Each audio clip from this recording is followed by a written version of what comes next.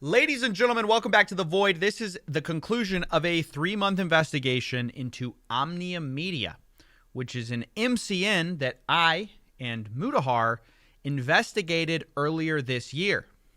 You can see back in January 9th, I said if you haven't been paid by Omnia Media or would like to blow the whistle on this company, get in touch with me. You can comment below or email me. Now, this is because I heard reports of creators who were signed up with this MCN not getting paid, and I wanted to make sure that that didn't continue. It was very concerning. Mutahar, like I said, at the same time did that. We kind of tag team this investigation, and we've been waiting, watching, talking to this company, trying to get answers for the last 3 months, trying to get people paid ultimately. And a lot of them have. Some still haven't. Some are getting threatened now, and others are just sick of this whole experience. I think this is a great cautionary tale for not tying yourself to these useless companies, these blood-sucking leeches on your career, on your livelihood. So first of all, let's talk about what Omnia Media is, this company we're investigating. It's a multi-channel network, which is, many of you from the old school days know about what these are. They used to be much more popular. It's basically you attach yourself to this network, you send your check to them in exchange for a cut of the revenue you made, and they are supposed to get you better advertising rates. They get you contact with YouTube partners. They get you the ability to copyright claim content that is yours. Not copy strike, copyright claim it so you get the revenue. There's a few advantages, but over time and in general, multi-channel networks have kind of lost their use. People have realized overwhelmingly that the risk is not worth the reward. The juice is not worth the squeeze. And in a lot of cases also, like YouTube improved at some things that made multi-channel networks less useful. Like, for example, just monetization used to be a huge challenge for creators. Now it's much easier to do. So multi-channel networks, less useful. YouTube directly contacting creators. Used to be way harder to get a direct answer. I mean, still is hard in some cases, but it's less hard than it used to be, less useful. So in general, over time, multi-channel networks have sort of fallen by the wayside, but there still are a few, and Omnia Media was a massive one. On their website, they advertise working with the Sidemen, the Misfits, Cold Ones, XQC. You can see all the creators they're working with. You probably recognize a few. Now, some of these people have terminated their relationship with this network as we're talking about it. So this doesn't necessarily apply to everyone, but a lot of creators on that list suffered from lack of payments in November and December of 2023, which is how basically I got started on this whole case. Basically, they told myself and Mutahar that in the past, this company had paid out immediately, and that's why they felt comfortable staying with this MCN. Because at this point, in 2024, MCNs, as I said, are known not only to not be worth it, but also be a risk on your career for exactly this reason. Because if they go under, you potentially are losing months of revenue, which could tank your company. I mean, some of the people on this list obviously have entire teams of people behind them, while some of them are individual creators. Now, if you're wondering why these creators, who, as I just told you, don't really need MCNs, most of them, would stay with an MCN, well, obviously some of them like some of the remaining perks, like being able to copyright claim content, but also some of them got in these 100-0 deals with this company. In fact, most of the people I talked to were in 100-0 deals. What does that mean? Well, in the past, MCNs would charge a split. So like I get 70%, they take 30% of my channel's AdSense revenue, right? Eventually, as MCNs became less useful in everybody's eyes, just to try to retain talent, they would lower the deals until they got to 100-0, meaning the creators kept 100% of their revenue, the company got 0%.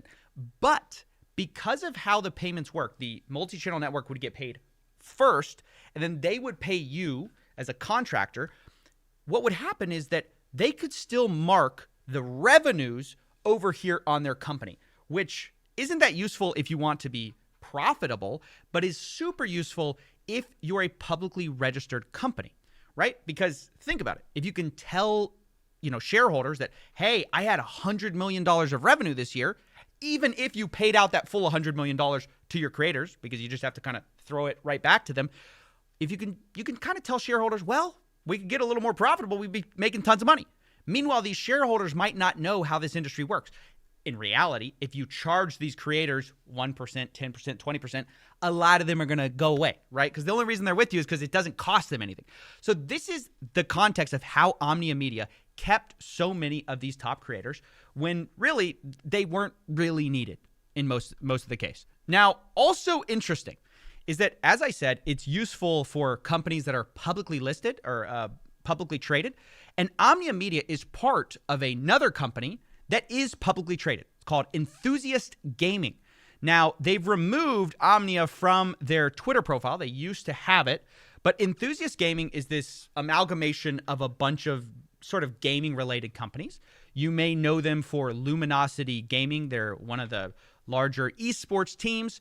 And in general, they were sort of well-known, well-liked, well-beloved before this. And so this is another reason that a lot of these creators thought, hey, we're fine. Right? They're going to pay us. They're always going to pay us. They got these huge teams, right? They could never kind of go under. Or could they? So this brings us back to this post. I told people to get in touch with us. I personally got about 15 people to talk to me, and they reported that in total, about $2 million was owed. Now, I know that's a small subset of the total creators, but in other words, Omnia Media had to pay out $2 million. Now, the context of this was Enthusiast Gaming, just months before they stopped paying out people, they got delisted from the NASDAQ. So there were investor headwinds going into this. Now the most well-known place to trade Enthusiast Gaming was the Toronto Stock Exchange. And in general, I was worried about if they went bankrupt, people not getting paid. Not only that, at the same time all of this is happening, people aren't getting paid. This guy, Nick Bryan, the CEO of Enthusiast Gaming, remember, they own Omnia Media, he resigns as CEO. Now, this is always a troubling sign that things may be going wrong. There are two reasons usually a CEO leaves a company in troubling times. Either A, he's getting pushed out by the board and he doesn't want to be seen as fired, so he resigns. Or B, he's trying to jump ship before things really go wrong. So it's with that in mind that I first reach out to Omnia Media.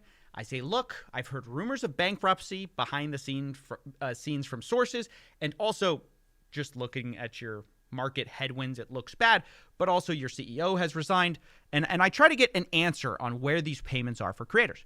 Now, Omnia Media reaches out to me and they say, hey, we can confirm Nick's departure was for personal reasons and it's totally unrelated to changes within our Omnia network. For context, we're currently realigning payment expectations for creators that move away from historical early payment practices and shift back in line with our contractual terms. So they're trying to say, look, the reason we're not paying people is we paid them too early. Those babies got used to, it was too easy. We paid them too early. We paid them when we got paid. We're going to make sure that we pay them as late as possible. So they said, look, basically, there's no reason to report on this because there's no story here. Everyone's going to get paid out. We have no trouble paying everybody. It's fine. So it's in this light that I kind of sit back and we wait.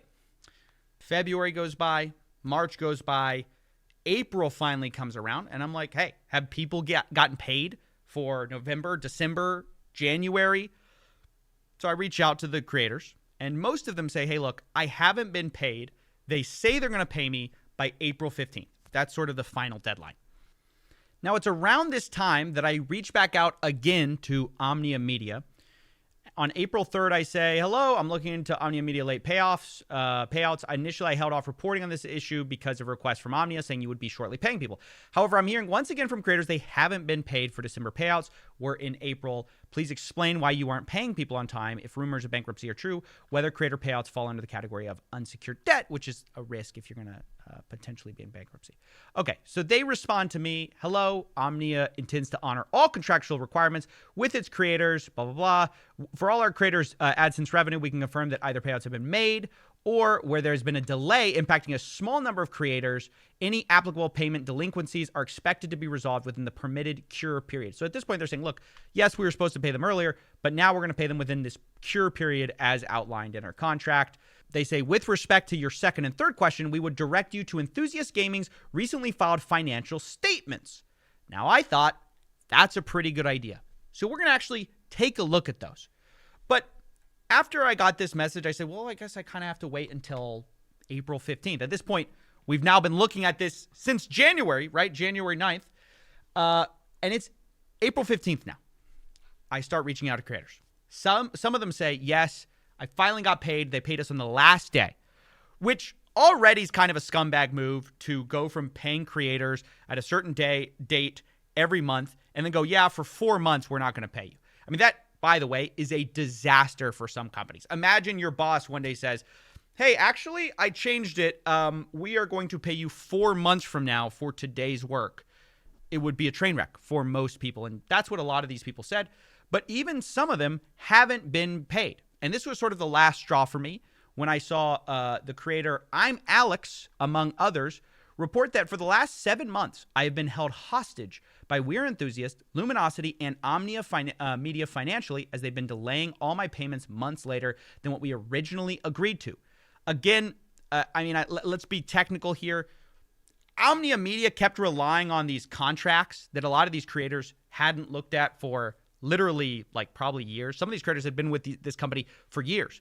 But as it changed ownership hands, people started to act differently. So like a lot of the people who I talked to said, yeah, the team used to be great.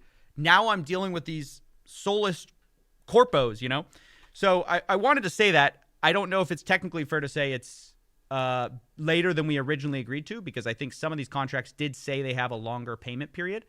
But this is true. My December payment was delayed and then delayed again, and I have yet to receive a reply about an email whether I will receive the tens of thousands of pounds they are holding from me. This has affected me and my work considerably, and the stress this has put me under has made me sick. It's incredibly unfair to all the people that I employ who I've had to pay out of my own savings. Again, going back to some of these creators literally have companies underneath them. And this is why these MCNs are such a disaster, because at any time, boom, you're relying on them. And these creators didn't realize that because they thought, oh, it's just an 100-0 cut. But Omnia Media was using that to juice their revenues to get that shareholder bucks, right? Which we'll talk about when we get to their financials. Meanwhile, they were having a risk they didn't realize, right? Because they thought, oh, we know these guys. We've been working with them forever. But the company has changed hands. These are different people you're dealing with. Okay. Then other people responded, which finally, kind of was the last straw for me. I felt like, okay, I've been waiting so long for this story, giving this company the benefit of the doubt. Chris Raygon also says, if anyone's been wondering where the main channel videos have been, Ola says this, Alex and I are part of the same network. His concerns, and here are my concerns as well. It's incredibly frustrating. And then we have Leon Lush. Same thing happened to me. It's been a stressful 6 months. Whatever suits run that forsaken place. Snake company can rot. Okay, Leon, he went off. He's upset. And fair enough, right? Anyone consider being involved in such a company they touch should probably reconsider. At this point, everybody's pulling the chute, right? Even Enthusiast Gaming is pulling the chute. They're removing Omnia from their Twitter profile, okay? They don't want to even be associated with their own company, I guess. I don't know. So it was that point that I was like, okay, this is the final straw. I have to come out and tell people what I know. And we have to, that basically they've been dragging people through hell to get their payments. Some of them have been paid, of course. And I think it's good that some of them finally got paid, but it is unacceptable. And creators need to know that they can't sign with these MCNs. It's such a huge risk. Yes, I know they provide a small amount of value, but that amount of value is like this. And the risk to what you've built, you don't need these people, right? That's what I want to say. But now I want to talk about Enthusiast Gaming itself, because their company told me to look at their financials for my questions. So I said, fair enough, let's do that. So as I said, because they're listed on the Toronto Stock Exchange, they have to file with CDAR, and this is their independent auditor's report for December 31st, 2023.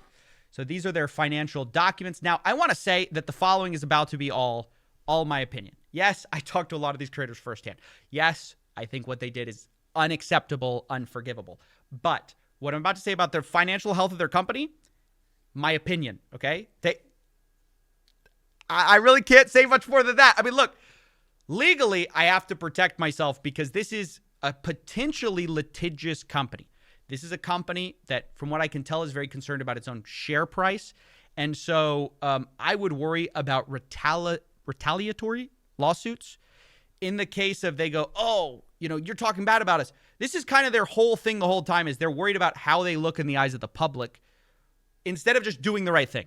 So when we were about to report on them, every time we were about to report, somebody would get paid, right? The moment before, but they drag it out. The same thing with people who spoke out against Omnia Media. This is, he says, hey, saw your post. I have an update from the finance team on the status of your payment, relaying the same message below that our legal team has asked me to relay to other creators. This is a reminder to the confidentiality obligations under your MCN agreement, and that making any public statements pertaining to your relationship with Omnia without Omnia's consents would result in a breach of your obligations thereunder, particularly where those statements are designed and intended to cause harm. As you are aware, Enthusiast Gaming is a publicly traded company, and we would advise against any statements that could have unintended harm or otherwise result in damages to our company. We would recommend removing the posts, all that kind of stuff. So yeah, they're trying to basically intimidate the guy who they haven't paid. They're holding the guy's money, and they're basically going, hey, you're breaching our terms. If you say anything about it, if you say, this is some kind of weird, what is this? It's like a weird blackmail campaign. Hey, maybe you get paid, maybe you don't. Hey, you need to be paid. If you make us look bad, you're breaching the clause, right? We would recommend you remove those posts. So, like I said, it's in light of that I make all these caveats, because, again, I think this company is more concerned about their public perception than anything else. So even though these are their audited financials, these are literally their numbers, I want to be clear about that going into it. So what are their numbers? With all those caveats out of the way, let's take a look at their balance sheet, right? Again, this is for last year. This is their financials that they reported. I cannot say that enough. So the big headlines I want to give you. So this is December 31st, 2022. This is December 31st, 2023. Now, if you've never looked at one of these balance sheets before, one good way to judge a company's financial health is to see what happens to their assets and liabilities, how they change year to year. Because we're trying to get a sense, okay, if they went from paying people all the time on time, everyone loved them to not paying people on time, obviously something has changed. They probably don't have some, malicious ringleader like, I'm just going to screw these guys because I can. There's a reason usually these companies delay payments. Usually it's cash flow issues. So we'll take a look at that. So in December 2022, they had $7.4 million in cash on hand. And in 2023, they have $6.8 million. So they lose cash. December 2022, they have $37 million in trade or other receivables. In 2023, $31 million. So again, their assets from year to year are less. In total, their total current assets as of 2022 were $47 million. Now it's $40 million. Going in the wrong direction, people.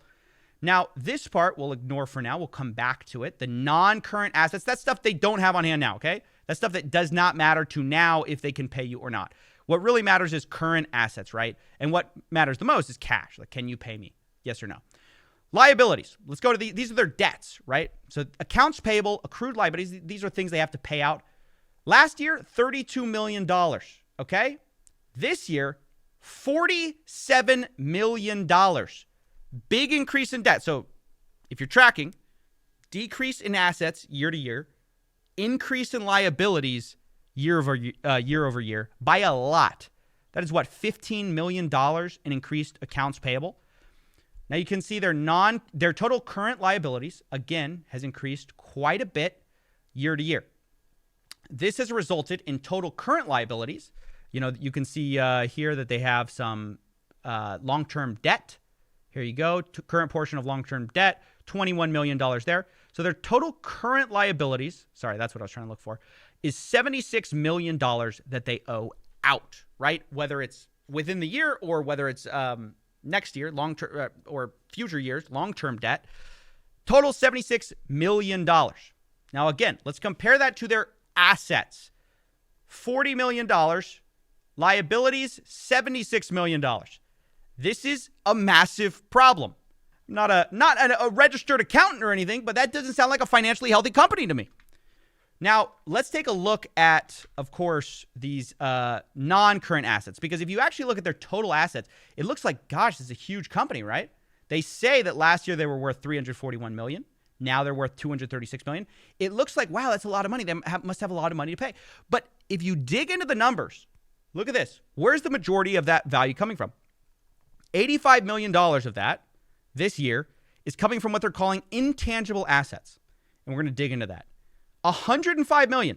Goodwill. Okay? Goodwill. Why is that a problem? It's because when you're talking about how people are going to get paid, people are going to pay their bills, and you have more liabilities than assets, goodwill ain't going to get you anywhere, right?